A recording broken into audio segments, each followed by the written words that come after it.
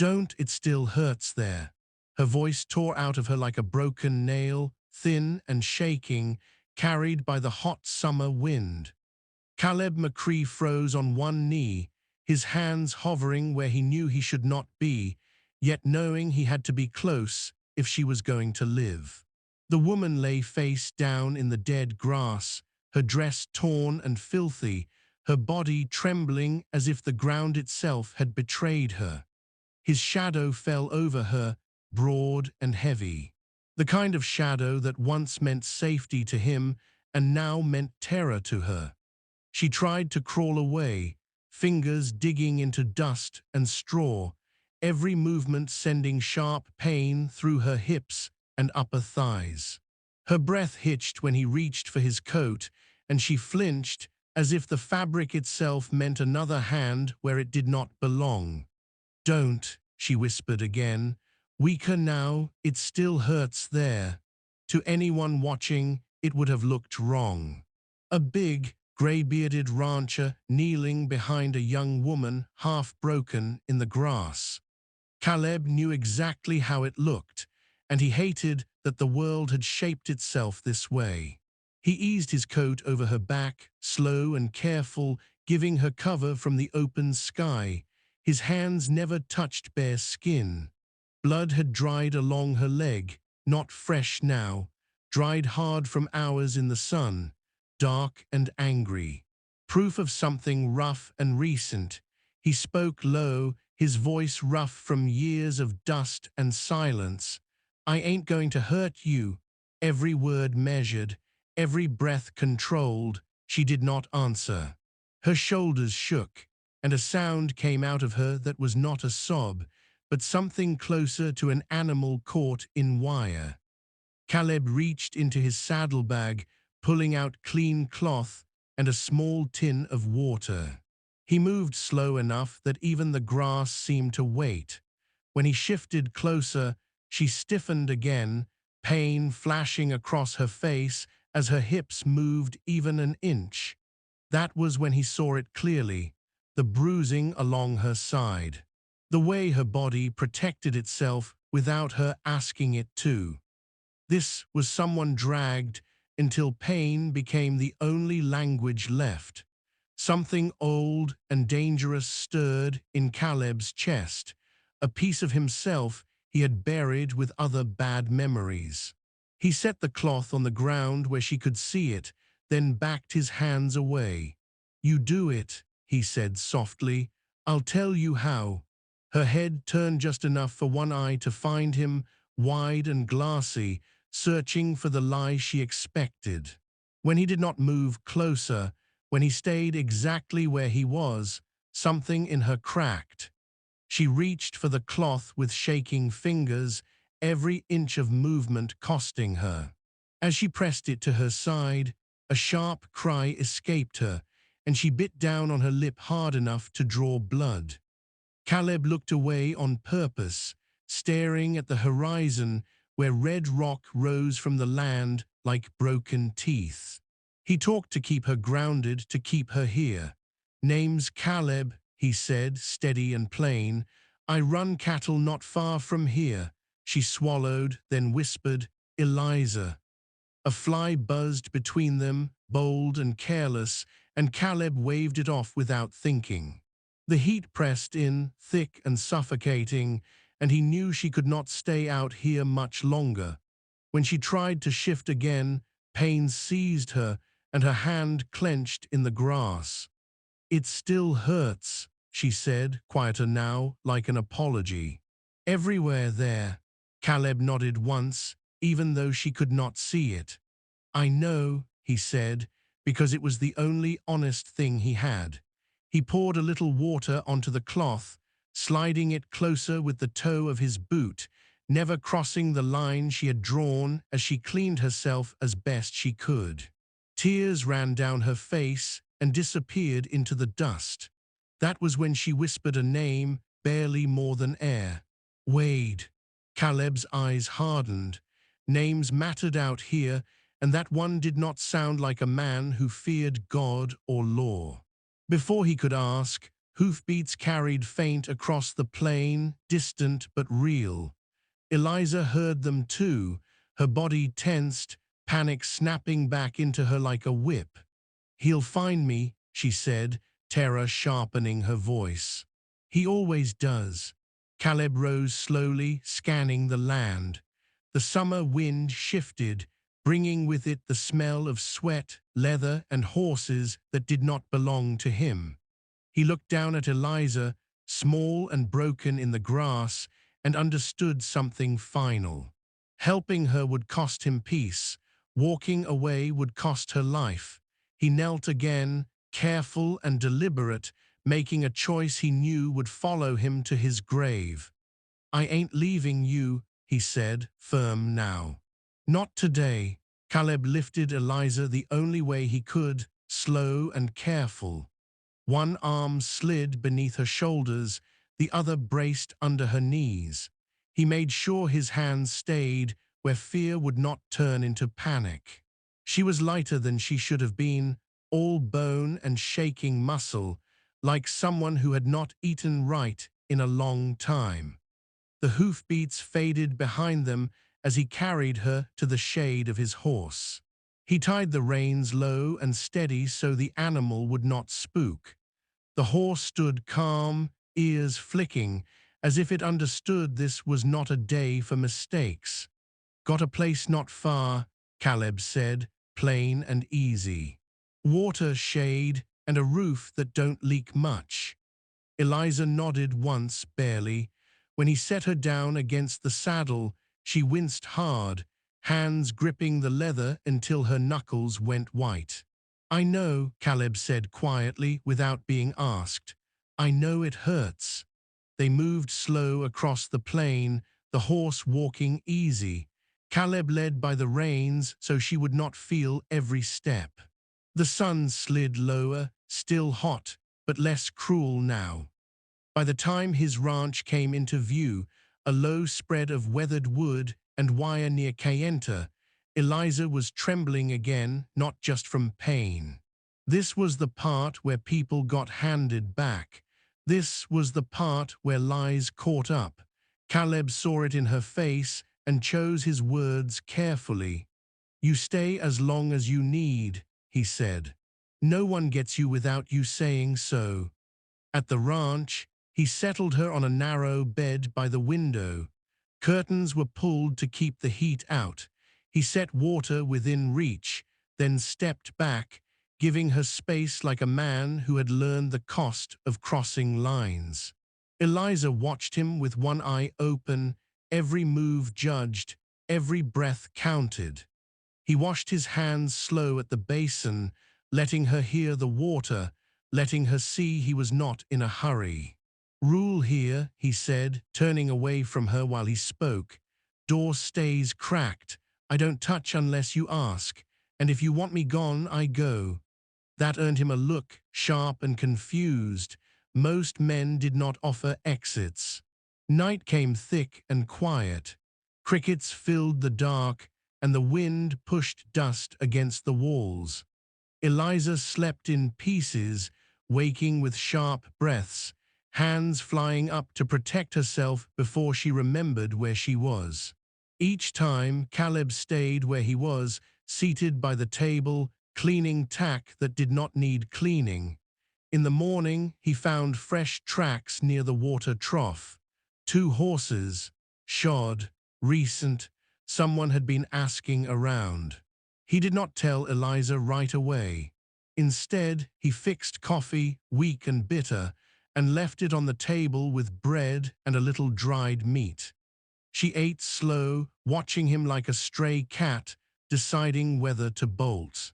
Later that day, they rode into Tuba City for supplies. Caleb kept his hat low and his eyes open. Eliza kept close, her steps careful, pain still written into the way she moved. Inside the general store, a man looked too long. Then he looked again. His smile did not reach his eyes. He said her name like it belonged to him. "Laser." Eliza froze. Caleb stepped between them without thinking. There was no speech, no warning, just a short, hard movement that sent the man stumbling back into a stack of crates. Wood cracked, people shouted. Caleb did not chase. He took Eliza's arm, steady but not tight, and walked her out. Outside, a deputy watched them go and said nothing. That told Caleb everything he needed to know. Back at the ranch, Eliza finally spoke the truth, not in detail, just enough. Wade Hart, she said, my stepfather, a respected man to the neighbors, a devil behind closed doors. Caleb listened, jaw set, hands still. When she finished, there was nothing clever to say, so he said the only thing that mattered. You're safe here, he said, for now.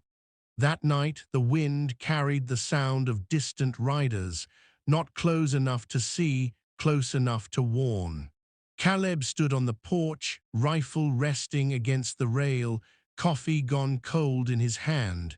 Helping her meant trouble, letting her go meant worse. Near sundown, a rider appeared at the far fence line. One rider sitting loose in the saddle like he belonged there. Caleb stepped onto the porch and did not reach for his rifle. Not yet. The rider stopped outside the gate and called out, voice friendly, too friendly. Even in McCree. Word is you picked up a stray, a young woman that ought to be home. Caleb did not answer right away. He watched the way the horse shifted, the way the rider's eyes kept flicking toward the house. Eliza stood inside the doorway, half hidden, half frozen. Caleb spoke in a normal voice. Who's asking? The rider smiled. Wade Hart, and he's willing to be reasonable. Caleb let out a slow breath. Reasonable was what wolves called themselves right before they bit. Tell Wade Hart, Caleb said, calm as dry wood, I don't hand people over to men who send boys to do their talking. The rider's eyes narrowed.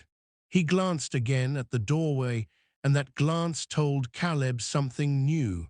This wasn't just about dragging Eliza back. This was about proving nobody could stand in Wade Hart's way. The rider tipped his hat like he was leaving. But as he rode off, he called back one last thing, soft and cruel. He's coming tomorrow, he said, and he ain't coming alone. Caleb watched the dust trail fade into the evening light. Then he turned toward the house and saw Eliza's face pale and tight, as if tomorrow was already clawing at her. Caleb walked inside, set his hat on the peg, and started checking the locks like a man who knew locks did not stop monsters. That night he did not sleep much. Trouble moved quiet. Trouble moved early. Trouble moved in groups when it smelled fear. He sat at the kitchen table with a lantern turned low, cleaning a rifle that was already clean, then putting it away like he hoped he would not need it. Every so often, he glanced toward the back room. Eliza lay still the way wounded people do when moving feels like an invitation for pain. Before dawn, Caleb walked the fence line again. The air was cooler, but the ground already held heat. He checked the gate, the corral, the windows, no fresh tracks, and somehow that made it worse. When the light came, Eliza shuffled into the kitchen with a blanket around her shoulders. She tried to hide the pain, but Caleb noticed the way she paused before sitting, the way she held her breath before standing. He poured coffee and slid it across the table. Tell me one thing, he said when her breathing steadied. Does he care about getting you back or about how it looks? Eliza stared into the cup. Both, she said, then quieter, mostly how it looks. Caleb nodded. He went to a small drawer and pulled out a scrap of paper and a stub of pencil. He wrote a few lines, then folded it tight. Then he added one more line. Tell Marshall Rudd it's Caleb McCree, the man who pulled you out of that winter wash in '82. Eliza watched him. "Who's that for?" "A man who owes me," Caleb said. He saddled his horse and rode to a trading post where messages moved faster than men. He handed the note to a traveler heading toward Flagstaff. "Get this to Marshal Rudd," Caleb said. "He'll know." By mid-morning, the heat returned heavy and thick. Eliza stayed inside. Caleb stayed near the porch. Then dust rose on the horizon, not one rider, three. They came easy in the saddle, rifles resting casual. The lead man was older, thick in the shoulders, riding like he owned the ground. Caleb knew before the horse reached the gate. Wade Hart. Wade stopped outside the fence, polite as church. "Morning, McCree. I'm here for my stepdaughter," Wade said smoothly. "You're harboring her." "She ain't going anywhere," Caleb said. "She don't want to." "She's confused," Wade replied softly. "Women get confused." Eliza appeared in the doorway. Wade's eyes locked onto her. "Lizzie," he said gently, "come home, I'll forgive all this." Caleb stepped slightly to block her view. "You don't know what you're meddling in," Wade said, voice cooling. "I know what fear looks like," Caleb answered. "And I know what it looks like when a man wants his fear back." Wade smiled thin. "I'm going to Cameron tomorrow," he said. "Deputy Larkin will be there." Then the riders left. Caleb turned to Eliza. "He's setting a stage," he said. "He wants witnesses." "What do we do?" she whispered. Caleb settled his hat on his head. "We go to Cameron," he said. "And we go today." They left before the sun climbed too high, because Caleb knew heat wore people down faster than fear. He packed light, water, a little food, clean cloth, and a small jar of salve. Eliza came out with a blanket still around her shoulders, moving stiff, like her bones had learned to brace for pain before her mind even woke up. Caleb did not tell her to hurry. He just set a steady pace and let the miles do their work. The road toward Cameron ran dry and open, the kind of emptiness that made a person feel watched even when nobody was there. Eliza rode behind him at first, then beside him when she could. Quiet most of the time, she kept her eyes on the horizon like she expected Wade Hart to step out of it any second. Caleb read the ground the way some men read newspapers. After a few miles, he saw it, fresh hoofprints, 3 horses, not trying to hide, pacing them. Eliza felt it before he said anything. "I feel them," she whispered. Caleb nodded once. "I do too." He reached into his pocket and handed her a small piece of jerky without turning. "Eat." By late morning, Cameron came into view. Low buildings, dust-soft streets, a place small enough that everyone knew everyone else's business. And that was the point. Wade Hart wanted eyes. As they rode in, those eyes found them. Men at hitching posts paused. A woman carrying a bucket stopped mid-step. Someone leaned back into the shade of the trading post doorway to get a better look. Eliza pulled the blanket tighter around herself. Caleb did not touch her. He simply shifted his horse half a step so his body blocked her from the worst of the stairs. Deputy Tom Larkin was there, leaning against a post, hat pushed back, chewing slow. His smile said the day amused him. 2 other men stood nearby. One of them was Deke, the rider who had come to Caleb's gate. Larkin stepped off the post and walked toward them. "Well now," he drawled, "McCree, you sure do like making work for decent folks." Caleb swung down from the saddle, careful not to leave Eliza exposed. His hands stayed low and open. "I came to keep things calm," he said. "Calm as you handing the girl over," Larkin replied. Eliza's breath hitched behind him.